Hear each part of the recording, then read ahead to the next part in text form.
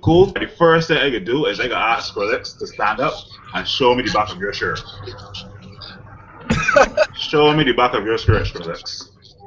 Go on the back of there. You can see the champions.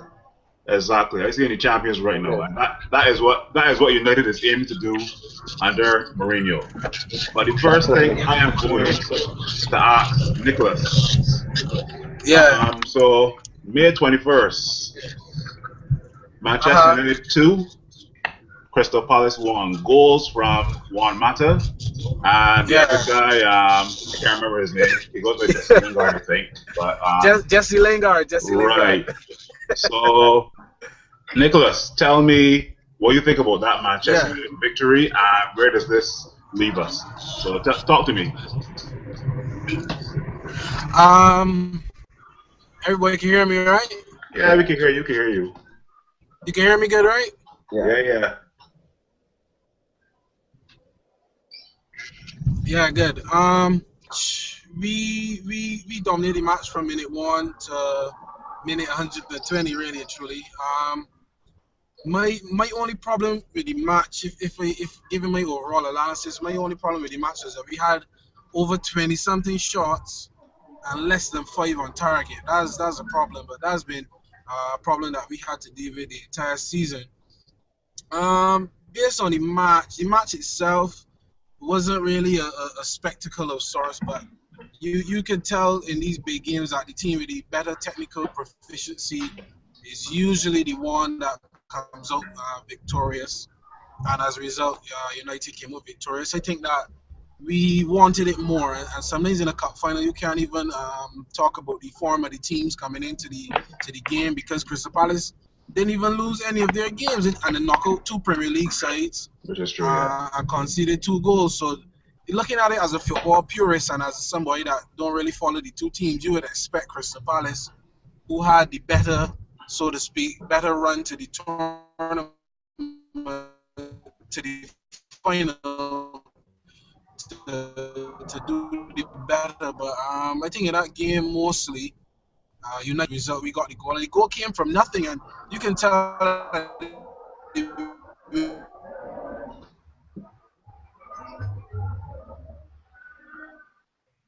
not sure where Nicholas gone though. But Skrillex, you there? Yeah.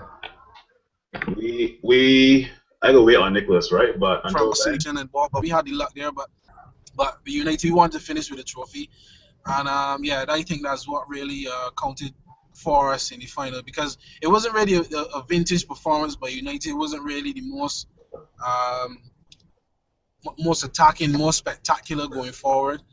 But in the end, the team that wants it more gets it. So it was great that we won it. I think it's 8 years from the day we won the Champions League too. So May 21st is a real important day for United. So all those things counted for us. So just glad that we got that win on it there.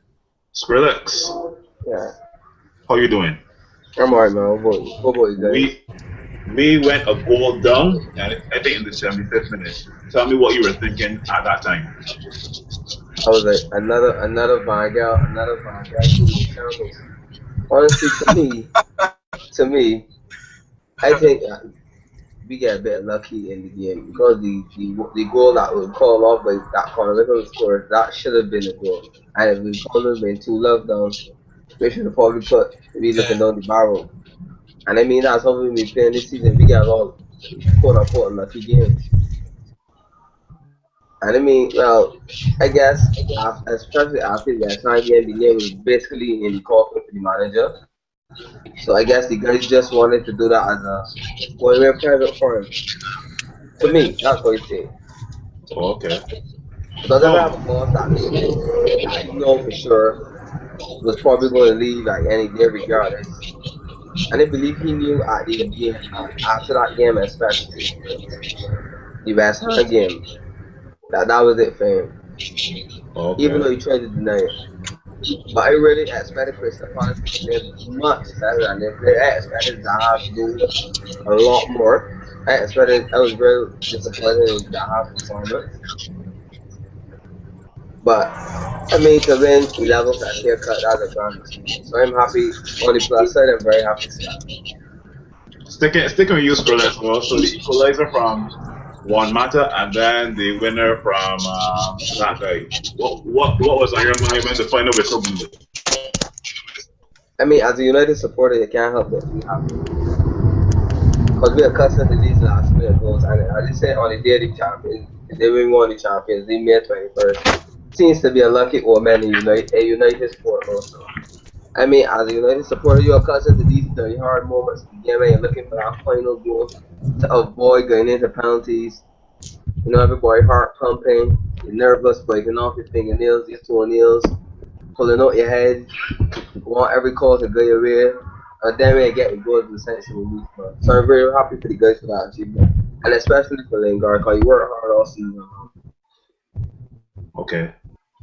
So I can start off the next topic. The next topic is Van Gaal exit and Mourinho in. Now, my opinion, if you saw Van Gaal's philosophy over the last season, it was very stagnant and it wasn't entertaining. Like the fans were calling for his head at least by I think December or January last year.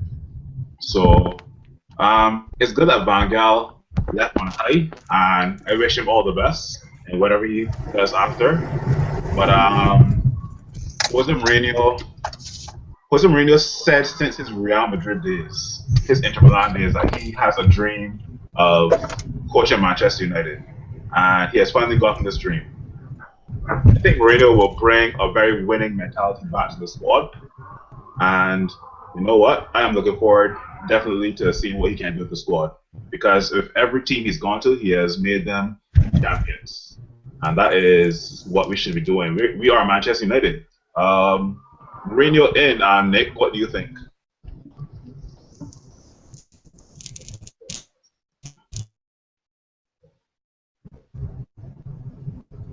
You there, Nick?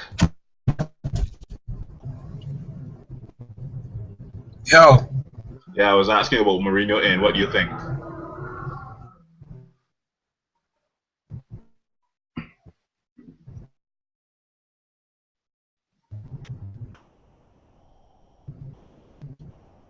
Well, all right.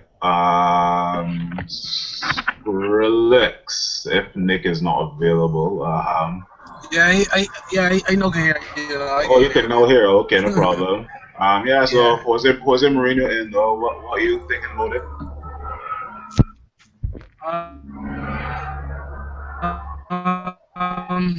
All right. A lot of is usually we usually think about what's going on the pitch, right? But I just want to say that as a coach, extend to how the players play. Your philosophy extends to how the club is managed, how players fit into the system, how them and that sort of thing, right? So his I guess his style of play, I wouldn't call his style of play his philosophy, but his style of play, very defensive, very safe, very anti-risk, and mainly for United supporters and United sympathizers and people who've been watching United for years. The play has no spark. The play has no sort of impetus. So based on that, we would I guess want to change our management. But as far as laying a groundwork, laying a foundation that United fans are accustomed to, with youth and I guess with the trophy. There were a lot of good things from his reign. I don't really consider Van Gaal's reign to be a failure because a lot of people look at it as, oh, he came in, this big name manager, and he really didn't do anything. He really didn't do much, but he still did a good deal of good for United. In terms of Mourinho is cut for the same cloth as Van Gaal, really and truly. But Mourinho is a different kind of manager. He's a pragmatic manager. He can make changes during the game and they can work. He's one of the first guys, even though people call Ranieri the Ten Command, Mourinho is one of the first guys who openly changes formations in games and is not afraid to sub out anybody. So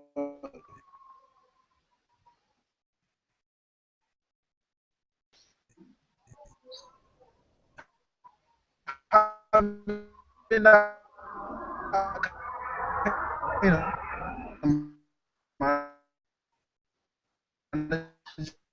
Seem to be getting some difficulties there with Nicholas.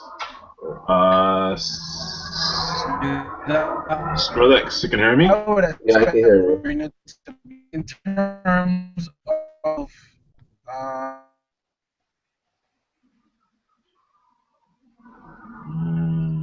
the fans didn't really feel a connection towards Van Halen, and as Mourinho pointed out, the fans feel a great connection towards him. And what was very interesting to me is how he was talking about forgetting the last 3 years. Now, the last 3 years could either be a swipe at Van Hal's 2 years or David Moyes' 10 months. But it could also be a swipe at his. It could also be a swipe at his tenure at Chelsea too, because a lot of the people were saying that, oh yeah, Mourinho is going to go back to England, but he's going to go to United. And I am honestly, I believe the stories when people say that he cried when he didn't get the United job. I really believe that, because now his words are so cryptic, and it points to the fact that he really wanted to manage United after Ferguson retired. He felt like he was the rightful heir to that throne. So he could be telling us, forget that I went to Chelsea, because I view football clubs as women, right? So he could be just telling us, yo, forget about that woman. You is the one that I really love, and you're the one that I really want to be with. And I believe it. I buy it. So I'm just waiting for Mourinho to do big thing. I think he is a perfect fit for the club, endorsed by everybody, endorsed by the fans, endorsed by the players. Like, who wouldn't want to play under Jose Mourinho? So what you're trying to say is that Jose Mourinho horned Chelsea then, right? Yeah, he horned he horned Chelsea, right? But he did never really love Chelsea. He thought that Chelsea did love because Chelsea was his rebound basically, because he wanted United and couldn't get United's fee. So what? The club that because this new woman didn't want him. If you understand what he's saying. I understand. So I think like he's supposed to be at United. That's what I really feel, and his words would suggest that that's the only club he wants to be at, and I think is a good marriage. So okay. Even though I'm not, I would have kept Van Gaal for the other year.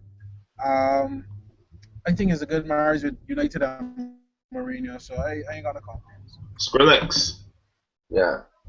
Question: You would have kept Van Gaal for the last year, or you think United sacking Van Gaal and bringing him? First of all, right? I think we waited too long to sack Van Gaal. Well, you waited too long. For me personally, I like you already. You see the part, especially when Carlo was thinking about moving and Pep just before, we should have snuck him there. I believe if we had got him there and making some noise, things would have been a bit different.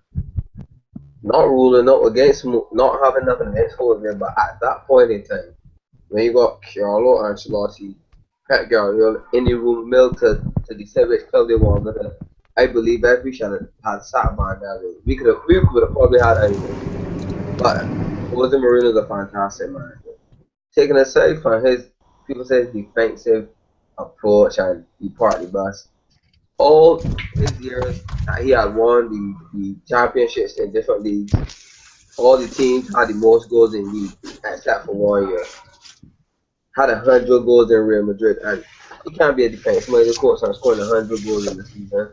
It is true. He just builds the teams from the back. He has a solid midfield and he has a fantastic attacking back. And this is the problem we have at United now. Because he now got built from the back. We got pieces in the back. Just put it on me. We got pieces in the back, pieces in the middle, and pieces at front. So the puzzle ain't complete yet. Keep it on me, It's going to be a lot of toss-up to see who stays, who goes. This is going to be an interesting summer at United. Call it the cabinet shake up, the cabinet reshuffle. A lot of players Okay, so sticking on you, Skrillex. Now that you mentioned rumors, though, well, apparently one rumor got changed into reality. Apparently, Manchester United has signed a big name and want heir to Zlatan. What do you think about that signing? That's fantastic strike. I mean, commercially, if he was a businessman, commercially, it is good for you. Commercially, so you got two biggest quote unquote egos in football. Commercially, I guess Ed is thinking commercial. To me, Ed thinks commercial first, then he thinks the football side of it. Because I mean, in Sweden, there's a lot of United fans. In Sweden, in Europe, a lot of fans that believe in Zlatan all over the world. They're probably gonna be big fans of United, huge fans of United, no. But Zlatan could bring experience, and he'd be able to teach the Martials, the Dupays, the Lingards, Lord knows who else. I'm seeing the rumor about looking at like Cardi from Inter Milan. So I mean, if you could get these young strikers with Zlatan leading the front, I mean, that could do us a world of good. And the thing is, he's confident in his ability as a footballer, first and foremost. Okay, Nick, you there? Yeah. Right. So what do you think the formation? I can make my last point, then I can sign out. All right, no problem. What formation do you think United will line up with? What formation do you think United should line up with? What formation do you think United should line up with when Zlatan is at top? Well, that's up to you, yeah.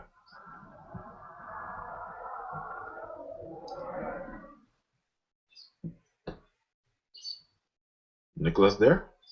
He's exhausted. Okay.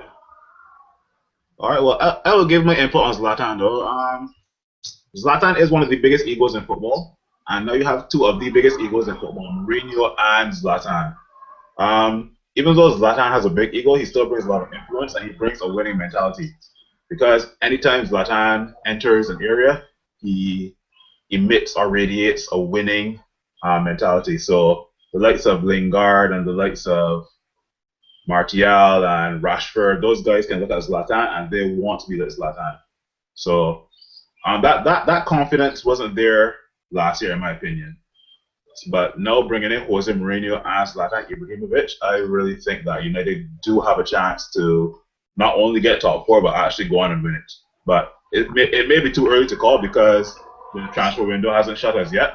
So we'll see what other signings Mourinho can make, and also see what the team will be doing during preseason when they go to. I think we're going to China. I think. Yeah. But also, I believe the swagger is back at United. So the minute, by the time that rumor mill began with Mourinho coming United, and then they started to pick up pace, and then he actually signed. The minute he signed that dotted line, I think some swagger was restored at United.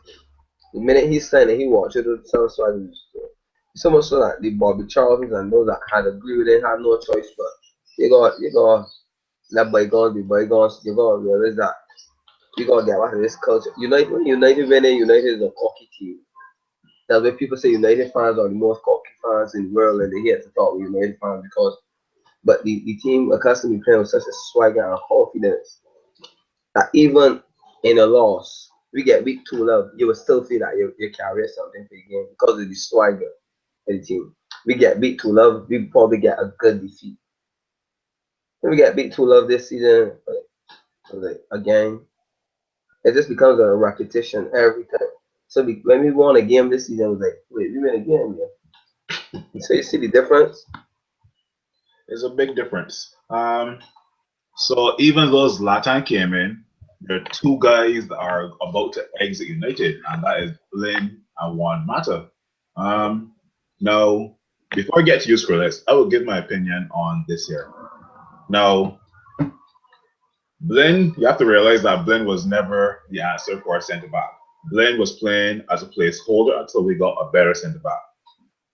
But during this season, Chris Smalling and Blin they've been pretty good in most of the games. But you know when they like meet teams who are more physical and they have an aerial ability, I would say Blin, exactly. I would say Blin gets exposed a lot. Blin, I am not faulting him for most of the games, but Blaine has been a very good reader of the football. He's one of the very few defenders I saw in the Prem that can actually pass and create games and create through balls. And you know what? Blaine can be easily replaced. On to Juan Mata. You know what? Everybody saw this coming. When Jose Mourinho was appointed, Juan Mata would have been shown the door. I like Juan Mata. I'm one of Juan Mata's very biggest fans. Very technical and very great at creating space, and also a great passer to football. But he isn't a Jose type Mourinho player. I don't think he's a Manchester United type player. What's your opinion on the Jose Mourinho looking to get rid of Blaine and Mata? First of all, I think them names, yes. We got some other names that I think should have been Fellaini. I guess people say Fellaini might, but Fellaini is not. And Fellaini probably want to go. Rojo is probably going to want to go. We really need to rebuild for it. With Luke Shaw coming back, we need a proper backup left back. We need a right back to back up down there on the right. We can need somebody in the center to find the small lane. Blaine, yes. He's mostly a midfield general. Right? Sits at the back, just in front of the defense. So you see, his midfield presence allow him. They're saying, oh, Carrot needs to fill in that center back. Their midfield, they're passing the way, so allows them to pass the ball when under pressure. But Mata, in terms of their whole Jose is going to build his team on the counter, Mata is not the quickest. And we've seen that this season. We know this. So again, that when Banger wants to soar on the pressure, when Marshall uses the break there, initially Marshall just going down by himself. Because Mata obviously is not the quickest. Rooney is not as quick as he used to be. The only difference we decided playing is when we had Rashford, Lingard, and Marshall, the front three, and the counter attacks which we have different. So you see with Mata, that's going to be a problem. And he doesn't defend as well as he should. Precisely, yeah. So I guess Mata's time is ticking. And I see Herrera, point to Herrera. I haven't heard people mention a lot about Herrera, but I believe Herrera could thrive a lot on the Mourinho. I think so as well too, definitely. Herrera is a fighter, and he was not born and bred at United, but he came to the club and immediately fit in, and he found with the bloodline in the club. I don't know who gave him the blood transplant early, but he fits right seamlessly into the framework and the culture of the club. Roy King like mentality of the club, and that's fantastic. So I believe Herrera will be no difference. Snyderling should become a difference there on the Marino as well. He should find back his best years. He should roll back the Southampton years. Schweinsteiger could be a hit on this. Yeah, definitely. But he brings that experience. And Mo likes to have a couple of experienced guys inside. And Schweinsteiger is the winner. You got a sort of winner inside Steiger. A dressing room figure in him as well. Then you got Zlatan said that Zlatan started. I mean, you have these offers around winners that bring winning. It's only going to result in one thing. All right, last topic, Skrillex. So 3 transfers you want in, but before that, give me one transfer or one player at United you would like to see go. So be honest with me. Who would you like to see the go? You probably already know who I want to go, but I would like to know who would you like to see go. I don't know.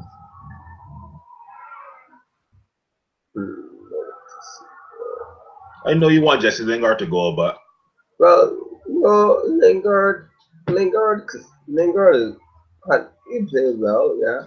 He still need a good backup, but I personally really want to go. Would probably be I probably been holding on stick for this. He probably ain't gonna go anywhere, but Wayne Rooney. And they can say what.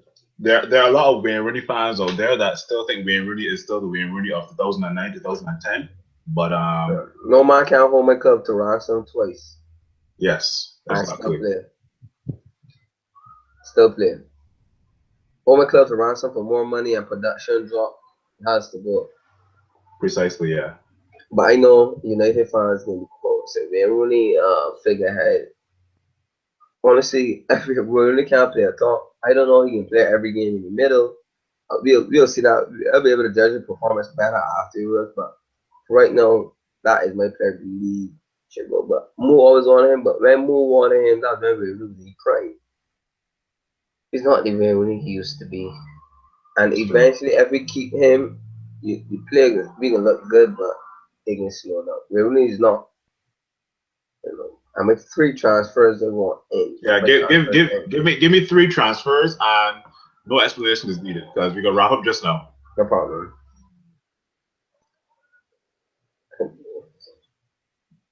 I will love James Rodriguez. That's 1, yeah, okay.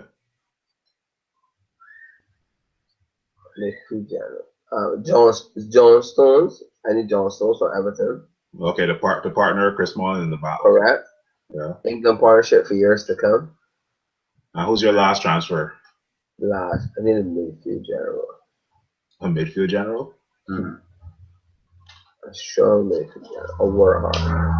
People, or if I could get Willian from Chelsea, I wouldn't mind.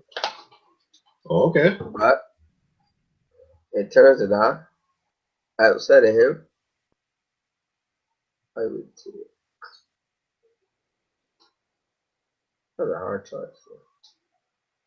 Well, Willian won't be a bad addition to the team. But in terms of my 3 transfers, I know a lot of people have been asking me what about Marquinhos, what about Varane, what about John Stones. Out of those 3, I probably would pick John Stones. My next 2 choices for midfield, I was watching Niguez in the Champions League final for Atletico Madrid. Yeah. And he looks pretty solid. I would take him definitely. And since we're getting rid of Juan Mata, I probably would go for either Isco or Ross Barkley. And honestly, those are my 3 choices. But you know what? Thank you very much, Skrillex, for allocating some of your time to discuss some Barbados Manchester United football. And before you leave, stand up one more time and show us the back of your shirt because this is what we are aiming for the 2016-17 season. Correct. Champions. All right. It was a pleasure, Phil. It was a pleasure, Skrillex. And we'll see you hopefully in the near future. And this is Big Phil and Skrillex signing out. All right. No problem. Bye-bye.